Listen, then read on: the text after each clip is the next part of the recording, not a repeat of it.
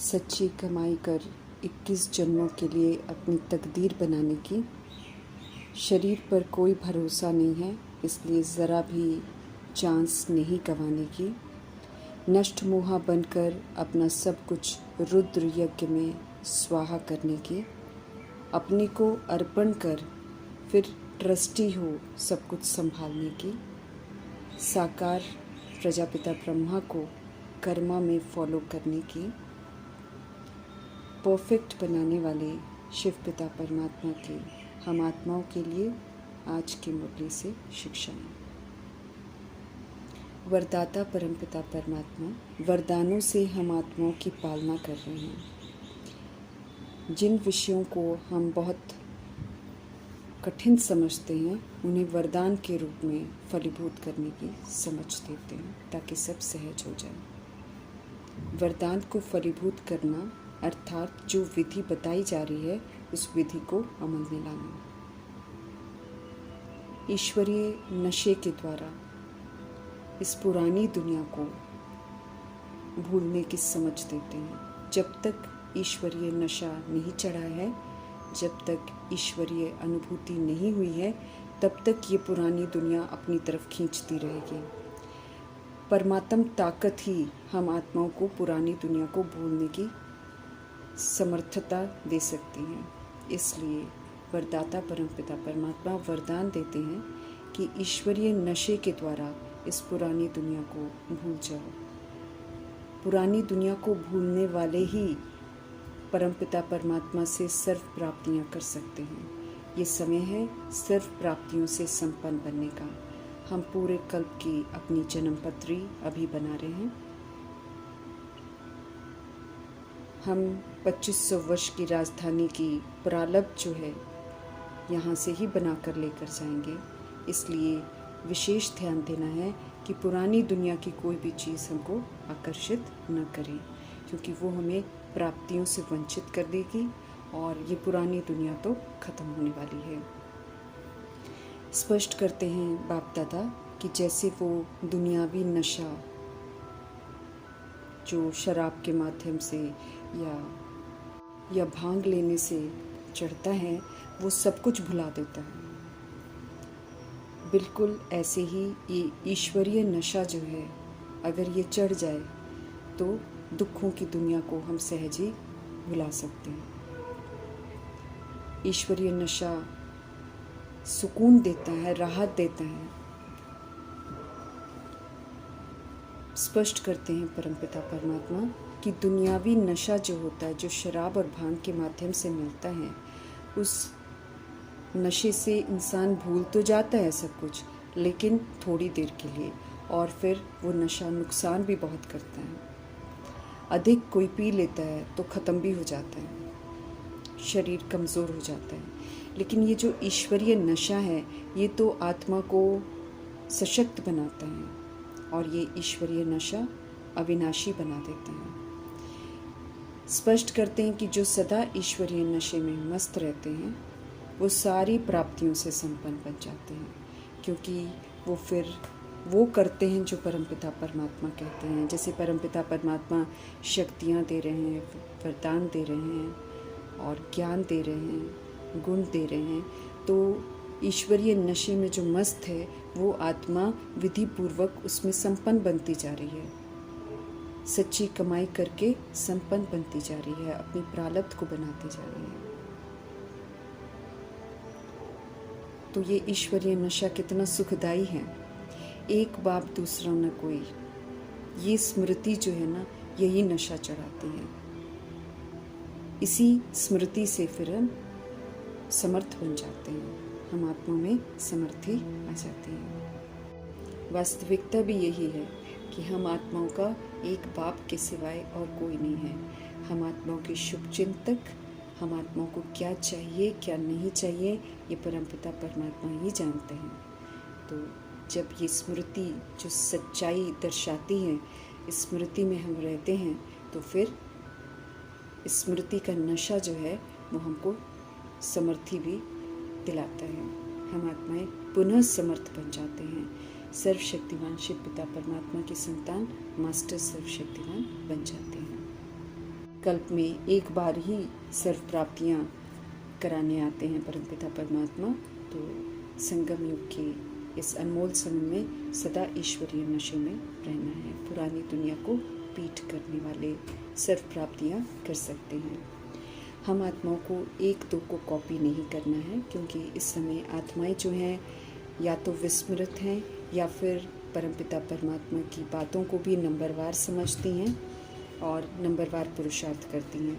इसलिए हमें एक दूसरे को देखकर कॉपी नहीं करना है, बल्कि बाप को कॉपी करना है। हमें निराकारी स्थिति बनानी है तो निराकार शिव को कॉपी करना है, और फिर अगर हमें कर्मा में सशक्त बनना है, आधे कल्प की प्राप्तियाँ और प्रारब्ध बनानी है, तो फिर हमें ब्रह्मा बाप को फॉलो करना है। वो परफेक्ट फिगर हैं जो श्रीमत पर चलकर बनते हैं। बाकी सब तो पुरुषार्थ कर रहे हैं, इसीलिए पुरुषार्थ करने वालों को कॉपी नहीं करना है। जिन्होंने पुरुषार्थ में संपन्नता हासिल कर ली है, जो व्यक्त से अव्यक्त हो गए हैं, उनको फॉलो करना है।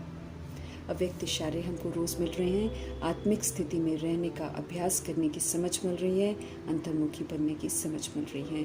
अंतर्मुखी अर्थात आत्मा की दुनिया, परमात्मा की दुनिया में रहना, बाहर तो दैहिक दुनिया से डिटैच हो जाना। अंतर्मुखी जो रहते हैं वो हर ज्ञान रतन की गहराइयों में जा सकते हैं। जब तक बाह्य मुक्ता में है, ज्ञान तो बुद्धि से झट से खिसक जाता है। ज्ञान की हर पॉइंट का राज क्या है और किस समय किस विधि से ज्ञान को कार्य में लगाना है, किस विधि से ज्ञान रत्नों से खेलकर परिस्थितियों को पार लगाना है, कैसे ज्ञान रत्नों को सेवाओं में लगाना है, ये सारी बातें जो है, इसका स्पष्टीकरण तभी होता है जब हम अंतर्मुखी होकर रहते हैं। तब हम ज्ञान की गहराइयों को समझ पाते हैं। ज्ञान सिर्फ ऊपर ऊपर से पढ़ने के लिए नहीं है, बल्कि उसको मनन करके उसके राज के रस में चले जाने का ये समय है, और तब हम नशे की अनुभूति जो है वो हम कर सकेंगे। आत्मा को सुकून परमात्म ज्ञान ही पहुंचाता है। इसीलिए ज्ञान को सिर्फ ऊपर ऊपर से नहीं सुनना है, न ऊपर ऊपर से पढ़ना है, बल्कि बाह्य मुक्ता से हटकर अंतर्मुखी बनकर ज्ञान की गहराइयों को समझना है, मनन चिंतन करके उसको अमल में लाना है, और उसका रस जो है उसको उसका अनुभव करना है। तो सदा ही हम फिर उस नशे की अनुभूति कर सकेंगे। फिर बाहर की दुनिया हमको आकर्षित नहीं कर सकती है। बाहर की दुनिया का आकर्षण दुर्गति में ले जाएगा, वो समाप्ति की ओर लेकर जा रहा है, वो एक मृग तृष्णा है। इसलिए उसके पीछे हमको नहीं जाना है, समझ से चलना है। समय है नई दुनिया में चलने की तैयारी करने का, समय है अपने घर जाने की तैयारी करने का, समय है सारा झूठा विस्तार जो है उससे स्वयं को मुक्त करने का। शिव पिता परमात्मा रुद्र ज्ञान यज्ञ रचते हैं। ये समझ का यज्ञ है। जब समझ मिलती है तो फिर बेसमझी का एहसास होता है। फिर समझ से हम बेसमझी को स्वाहा करते हैं। देह का भान, देह का अभिमान, देह की कमी कमज़ोरियाँ, ये सारा विस्तार जो है ये बेसमझी का है, ये व्यर्थ है, ये आत्मा की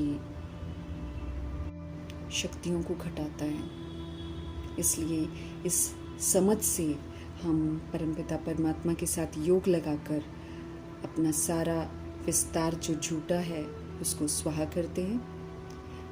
समझ देते हैं कि इस यज्ञ में अपना सब कुछ स्वाहा करो, क्योंकि अब हमको घर जाना है। घर हमारे साथ हमारा बनाया हुआ विस्तार नहीं जाएगा। उल्टा अगर विस्तार को ख़त्म नहीं किया तो उसको ख़त्म होते देखकर दुखी होंगे, दुर्गति में चले जाएंगे। अब अंतमति सुगति हमारी बाबा की याद की होनी चाहिए। इसलिए घर चलने के पहले जैसे हम ऊपर से नीचे निर्बंधन आए थे, कुछ भी लेकर नहीं आए थे, ऐसे सतगुणी आत्मा बनकर हमको वापस जाना है। तो समझ से सारी बेसमझी को स्वाहा कर देना है। वंडरफुल खेल चलता है इस समय संगम युग पर। भगवान यज्ञ रचते हैं, सच्चाई का रास्ता दिखाते हैं, लेकिन इसी में बेसमझी जो है, आसुरीपन जो है वो विखंड डालता है। हम भी आत्माएं जब तक अपने को आत्मा नहीं समझते हैं, जब तक आत्मा समझकर हम नहीं चलते हैं, तब तक हम भगवान के यज्ञ में विघन रूप बनते हैं। ये जो यज्ञ है, समझ का यज्ञ, ये सारे कल्प में एक ही बार परमपिता परमात्मा आकर रचते हैं। इसका नाम है राजस्व। ये राजाई प्राप्त करने का यज्ञ है, अश्वमेध यज्ञ है। इसमें हम सारा अपने कर्म इंद्रियों को प्रभु के हवाले करके श्रीमत प्रमाण चलकर इसको क्रिमिनल से सिविल बनाते हैं। पुनः जो अपना राज्य हमने खोया होता है उस स्वराज्य को पाते हैं, अर्थात शरीर रूपी राजधानी, कर्म इंद्रियाँ और सूक्ष्म शक्तियों को चलाने की फिर से क्षमता हासिल करते हैं। लेकिन ये करते समय ही अपनी कमी कमज़ोरियाँ, अपना आसुरीपन जो 63 जन्मों का है वो विघ्न ज़रूर डालता है। और बाहर में जो आत्माएं यथार्थ नहीं चलती हैं वो भी फिर विघ्न डालती हैं। परंतु हमें विघ्न के वशीभूत नहीं होना है, सशक्त बनकर सारे विघ्नों को पार करना है। हमें अचल अटोल स्थिर रहकर सभी परेशानियों का सामना करते हुए विजयी रतन बनना है। हम सब परमात्म स्कूल, परमात्म यूनिवर्सिटी में पढ़ते हैं। ये ईश्वरीय विश्वविद्यालय है जो हम आत्माओं को सत्य से परिचित कराता है। ये पढ़ाई विश्व में मौजूद सभी आत्माओं के लिए है। सभी आत्माओं के पिता परमपिता परमात्मा है। लेकिन ये जो देह का अभिमान है ये रियलाइज़ नहीं करने देता है कि हम सब सोल्स हैं और हम परमधाम निवासी हैं। तो परमपिता परमात्मा ईश्वरीय यूनिवर्सिटी या फिर ईश्वरीय पाठशाला स्थापन करते हैं, जिसमें फिर हम आत्मा को रोज़ शिक्षित करते हैं। भिन्न भिन्न विधियों से हम आत्माओं को सच्चाई को स्वीकार करने की समझ देते हैं और फिर से श्रेष्ठ बनने की विधि बताते हैं। पुनः अनादि आदि स्मृतियों को बुद्धि में रखते हुए हमें अनादि सतगुणी आत्मा और आदि सतयुगी देवात्मा बनना है। ऊंच बाप हमको बढ़ाते हैं, ऊंचा बनाते हैं। तो ये बात हम आत्माओं की बुद्धि में सदा याद रहनी चाहिए कि भगवान पढ़ा रहे हैं। और हमें ये भी याद रहना चाहिए कि उन्होंने यज्ञ रचा हुआ है और इस यज्ञ में हमें अपनी सारी बेसमझी जो है वो स्वाहा करनी है। प्रभु को अपने तन मन धन से, संकल्प बोल कर्म से संपूर्ण समर्पण करके प्रभु की शिक्षाओं के प्रमाण फिर कर्म इंद्रियों को यूज़ करना है, सूक्ष्म शक्तियों को यूज़ करना है। मन बुद्धि को कंट्रोलिंग पावर और रूलिंग पावर से परमपिता परमात्मा से जोड़ना है। ये जो बेलगाम हो गई हैं इंद्रियां, उनको फिर से कायदे से चलाना है। स्पष्ट करते हैं परमपिता परमात्मा कि जो कुछ भी दिखाई देता है सब विनाशी है और उसको स्वाहा करने का समय आ गया है। शरीर भी सारे स्वाहा हो जाने हैं। एक आत्मा है जो स्वाहा नहीं होती है, तो उस आत्मा को अब श्रृंगारना है, क्योंकि वो देह के अभिमान में बदसूरत हो गई है, सांवरी हो गई है। अब श्रीमत पर चलकर उसको ज्ञान गुण शक्तियों से फिर से सुंदर बनाना है। बाकी जीते जी बुद्धि से शरीर को प्रभु अर्पण कर देना है। तैयार रहना है इस बात के लिए कि जो भी दिखाई देता है वो सारा स्वाहा हो जाएगा। आत्माएं वापस घर भागेंगी, क्योंकि ये जगह रहने वाली नहीं होगी ना। तो संगम युग में मीठे परमात्मा हर बात की हमको समझ दे रहे हैं, पहले से ही हम आत्माओं को तैयार कर रहे हैं। शरीर सारे के सारे खत्म हो जाएंगे, इसीलिए शरीर से जो अटैचमेंट है उससे हमको मुक्त होना है।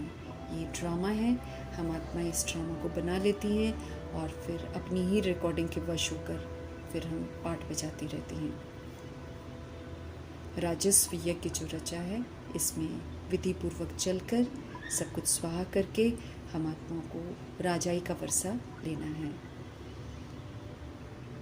ड्रामा में जो फिक्स हो जाता है वो फिर अडिक हो जाता है, चलता ही रहता है, उसे फिर कोई रोक नहीं सकता है। तो ड्रामा प्रमाण परमपिता परमात्मा हम आत्माओं को कल्प में एक बार बचाने के लिए आते हैं। सजाओं के लिए हम आत्माएं अपने आप को खुद ही जिम्मेवार बनाते हैं, लेकिन एक बार हम आत्माओं को सभी को मौका मिलता है ताकि हम सच्चाई के रास्ते पर चलकर अपने ओरिजिनल अनादि आदि विशेषताओं को धारण करके ड्रामा को, प्रकृति को जीत सकें, क्योंकि हमको माया जीत प्रकृति जीत बनना, जो जीत जाते हैं फिर उनको सज़ा नहीं मिलती है। ड्रामा हमें कुछ समय देता है सुधरने के लिए। परमात्मा फरमानों के अनुसार हमें उसी के अंदर अंदर अपने आप को सुधारना है। अगर हम श्रीमत पर चलकर सुधरते नहीं हैं फिर ड्रामा सज़ा देता है, वो किसी को भी माफ़ नहीं करता है। ये ड्रामा का चक्र रिपीट होता रहता है। पुरानी दुनिया की समाप्ति के पहले नई दुनिया की स्थापना परमपिता परमात्मा करते हैं और हम आत्माओं को निमंत्रण देते हैं कि इस नई दुनिया में अपने लिए खुद ही सीट बुक करो। और उसकी विधि है श्रीमत पर चलो, स्वराज्य अधिकारी बनो, स्व परिवर्तन करो और फिर विश्व परिवर्तन का सहयोग दो। हम सब नई दुनिया में स्वराज्य पाने के लिए ही तो पढ़ रहे हैं। हमको पवित्र भी ज़रूर बनना है। समझ देते हैं कि बनते भी वही हैं जो ड्रामानुसार कल पहले बने थे। तो स्वयं को हमेशा यही सोचना है कि कल पहले भी हम बने थे। हमें दिल शिकस्त नहीं होना है, हमें अलबेला नहीं बनना है, हमें ड्रामा पर नहीं छोड़ना है, बल्कि हमें उत्तम पुरुषार्थ करना है। साक्षी होकर हमको ड्रामा को देखना है, अर्थात हमें ड्रामा से डिटैच होकर आत्मा बनकर पूरे पाठ को देखना है। गलतियों को रियलाइज़ करके गलतियों को दोहराना नहीं है और यहाँ से श्रेष्ठता का सहयोग देना है। किसी के भी प्रभाव में नहीं आना है, लगाव में नहीं आना है और दबाव में नहीं आना है। पुरुषार्थ अपना पूरा करना है। रास्ता परमपिता परमात्मा बताते हैं। पवित्रता को संपूर्ण धारण करना है। पवित्र बनाने के लिए परमपिता परमात्मा आए हैं। समझ देते हैं कि ये छी दुनिया है, इससे अब दिल मत लगाओ। स्पष्ट करते हैं कि हम आत्मा रूपी द्रौपदियाँ हैं जो परमपिता परमात्मा को पुकारती हैं पवित्र बनने के लिए, और हम ही आत्मा रूपी सीताएँ हैं जो देह अभिमान और विकार रूपी रावण की कैद में हैं, और हम ही फिर आत्माएं पार्वतियाँ हैं जो इस समय अमरनाथ परमपिता परमात्मा से अमर कथा अर्थात मुरली सुन रही हैं अमर लोक में जाने के लिए। जब हम श्रीमत पर चलते हैं तो फिर हम अमर लोक में जाने के काबिल हो जाते हैं, क्वालिफाई कर जा सकते हैं। बाप पुनः स्मृति दिला रहे हैं कि वो हम आत्मा को घर ले जाने के लिए आए हैं, इसलिए हमको घर चलने के लिए खुद ही तैयार होना है। मन को मनमना भव कर देना है, पावन बनना है, बाप को याद करना है, उनको भूलना नहीं है। जितना हम उनको याद करेंगे उतना हमको ही फ़ायदा होगा। इसलिए याद का खास चार्ट रखना है कि हम कितनी देर उनको याद करते हैं, नहीं तो पिछाड़ी में फेल हो जाएंगे। ये प्रभु स्पष्ट कर रहे हैं। फेल होने वाले फिर धर्मराजपुरी में सजाएं खाते हैं और ट्रिब्यूनल के आगे भी जाते हैं। अब हमें समझ मिली है कि हम सतो प्रधान थे, लेकिन विस्मृत होकर हम तमो प्रधान बने हैं। अभी पुनः पुरुषार्थ करके हमको सतो प्रधान करना है। जास्ती मेहनत ज़रूर करनी है, याद में रहने की मेहनत ज़रूर करनी है, अटेंशन रखना है। बाकी थोड़ा समय है, फिर सुख के दिन आ जाएंगे। बाप एक ही बार आते हैं, तो ये जो संगम युग का अनमोल समय है ये बाप के साथ ही बिताना है। दुख धाम खलास होना है, सुख धाम में चलना है, तो फिर श्रीमत पर ज़रूर चलना है। अभी हम सब ईश्वरीय परिवार के हैं, इस बात को याद रखना है। ईश्वरीय मत पर चलना है, चलेंगे तो फिर दैवी परिवार के लायक बनेंगे। संगम ही पुरुषोत्तम ऊंच बनने का युग है। इस समय को यूं ही नहीं गंवाना है। बेहद का बाप हमको पढ़ा रहे हैं, सच्ची पढ़ाई पढ़ा रहे हैं, सच बता रहे हैं, तो उनकी सच्ची बातों को ही सुनना है। हमें घर बार नहीं छोड़ना है, लेकिन घर में रहते हुए पुनः घर को आश्रम बनाना है। राजधानी स्थापन हो रही है, राजधानी में अपनी सीट हमें खुद ही बुक करनी है। सृष्टि का चक्र कैसे फिरता है, इस नॉलेज को बुद्धि में रखना है। पवित्र बनने में विघ्न पड़ते हैं, लेकिन हमें महावीर बनकर पवित्रता को कायम रखना है। याद में रहने से कोई भी आत्मा बाप का वर्षा प्राप्त कर सकती है। हमें श्रीमत की अवज्ञा करके यज्ञ में विघ्न रूप नहीं बनना है। स्पष्ट करते हैं कि पतित दुनिया का विनाश बिल्कुल सामने है, सब कुछ स्वाहा हो जाना है। उससे पहले ही क्यों ना बाप का बन जाए और क्यों ना जीते जी सब कुछ प्रभु को बुद्धि से ट्रांसफ़र करके फिर ट्रस्टी बनकर श्रीमत प्रमाण सब कुछ करें, ताकि हमारा कोई भी कर्म बंधन ना बने, बल्कि हम सारे बंधनों से मुक्त हो जाएं। अनादि आदि विशेषताओं के साथ हम पाठ बजाएंगे तो हम सर्व कर्म बंधनों से मुक्त हो जाएंगे। स्पष्ट करते हैं कि जैसा कर्म हम करेंगे हमको देखकर दूसरे करेंगे। तो जैसे बाबा ने प्रजापिता ब्रह्मा से कर्म करवाए हैं, वैसे हमको देखकर फॉलो करना है। कैसे सब कुछ स्वाहा किया जाता है ये परम पिता परमात्मा सिखाते हैं, जिसे प्रजापिता ब्रह्मा अमल में लाते हैं और फिर हम आत्माओं के लिए भी एक टीचिंग बन जाती है कि हमको कैसे सब कुछ स्वाहा करना है। ईश्वरीय यज्ञ की बहुत महिमा है। इसी यज्ञ से हमारा शरीर निर्वाह चल रहा है। इसलिए ये जो देह का अभिमान है कि हम करते हैं, उस अभिमान से भी हमको बाहर आना है।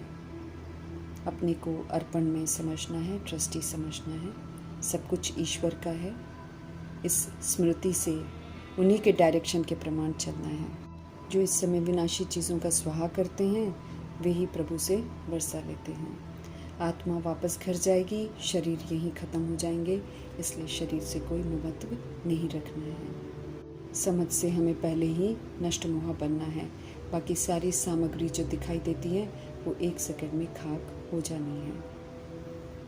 बाबा ऐसी दुनिया में लेकर जा रहे हैं जहाँ पर कोई उपद्रव नहीं होता है, इसलिए जीते जी सब तरह के उपद्रव बुद्धि से यहीं पर ख़त्म करने हैं। मनुष्य सृष्टि के बीच रूप परमपिता परमात्मा स्पष्ट करते हैं कि शरीर तो जड़ है, आत्मा चैतन्य है। तो इसलिए आत्मा को ठीक करना है। शरीर जड़ तो खत्म हो जाएगा। अब नया शरीर, सतो प्रधान शरीर लेना है। कल्याणकारी शिव पिता परमात्मा इस समय हमको कल्याणकारी मत दे रहे हैं, तो उनकी मत पर ही हमको चलना है। इस पुरुषोत्तम संगम युग में मीठे मीठे परमपिता परमात्मा खिवैया बनकर आए हैं हम आत्माओं को इस दुख धाम से पार ले जाने के लिए। तो उनकी नैया को बिल्कुल नहीं छोड़ना है, उनके संग संग हमको चलना है। पुरानी दुख की दुनिया ख़त्म होनी है और नई सुख की दुनिया आनी है। उसके लिए हमको पुरुषार्थ ज़रूर करना है। बाप की याद खड़ी खड़ी भूल जाती है, इसमें मेहनत करनी है। बाकी जो भी हम विकर्म करते हैं, उसकी सज़ा कर्म भोग के रूप में हर आत्मा भुगतती है। सिर्फ याद में रहने से उसकी महसूसता नहीं होती है। वो भी याद में जो रहते हैं उनको महसूसता नहीं होती है। बाकी तो फिर अपना कर्म भोग ज़रूर भोगते हैं। इसमें किसी को भी माफ़ी नहीं मिल सकती है। तो हमें ध्यान रखना है कि हमें कोई विकर्म नहीं करना है। जो पहले किए हैं उसको याद से चुकतो करना है। इस सृष्टि रूपी ड्रामा में क्षमा नहीं मिलती है, क्योंकि जो कर्म हम करते हैं वो फिर उसका परिणाम उसी समय रिकॉर्ड हो जाता है। तो उसको भोगना ज़रूर पड़ता है, भले शरीर बदल कर भोगें या उसी शरीर में भोगें। हिसाब किताब सभी को चुकतो करना ही है। अभी भी हमको सारे अकाउंट्स सभी के साथ क्लीन करने हैं और कोई नया अकाउंट हमको बनाना नहीं है। वापस घर हम किसी अकाउंट के साथ नहीं जा सकते हैं। हमें तमो प्रधान से सतो प्रधान बनना है, इसलिए ही हमें श्रीमत मिलती है। श्री श्री शिव बाबा की श्रीमत पर चलेंगे तो श्री टाइटल को कमा सकेंगे, अर्थात 111 के सूर्यवंशी घराने में आ सकेंगे। ऊंच ते ऊंच बाप हमको ऊंच बना रहे हैं, इस बात को हमेशा बुद्धि में रखना है और ऊंच बनने का पुरुषार्थ करना है। अपनी प्रारब्ध अभी बनानी है। हम आत्माओं का कर्तव्य है पढ़ना, अमल में लाना और पवित्र बनना, योग में रहना। बाप का बनकर अगर हम पवित्र नहीं बनेंगे तो 100 गुना दंड पड़ जाएगा। नाम भी बदनाम करने के निमित्त बन जाएंगे। फिर सतगुरु के सचखंड में सतगुरु के निंदक को ठिकाना नहीं मिलता है। सत्य परमपिता परमात्मा ही हमारे फादर हैं, टीचर हैं, सतगुरु हैं। उनकी श्रेष्ठ मत पर हमको चलना है। ज्ञान को अमल में लाकर हम आत्मा को मास्टर ज्ञान का सागर बनना है। जब तक ज्ञान को प्रैक्टिकल में परिस्थितियों में यूज़ नहीं करेंगे, जब तक हम ज्ञान रत्नों से खेलेंगे नहीं, तब तक हम मास्टर ज्ञान का सागर नहीं बन सकते हैं। इस बात का भी हमको ध्यान रखना है।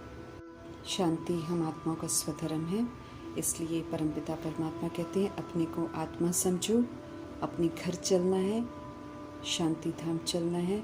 तो यहाँ पर शांति के संस्कार अब धारण करने हैं। इस दुख धाम को भूल जाना है। शांति धाम से फिर हम सुख धाम में आएंगे, इसलिए एक आंख में शांति धाम, एक आंख में सुख धाम, ताकि दोनों ही धाम में जाने का अटेंशन हम रखें। दुख धाम तो खलास होना है, इससे कोई प्रीत नहीं रखनी है। बाकी थोड़े रोज़ हैं, तकदीरवान बनना है, तुरंत निर्णय लेकर ईश्वरीय पढ़ाई पढ़नी है, धारण करनी है और 21 जन्मों की प्रारब्ध बनानी है। समझ मिली है, इसलिए रियलाइज़ करना है कि किससे हमको क्या मिलेगा और किससे क्या नहीं मिलेगा।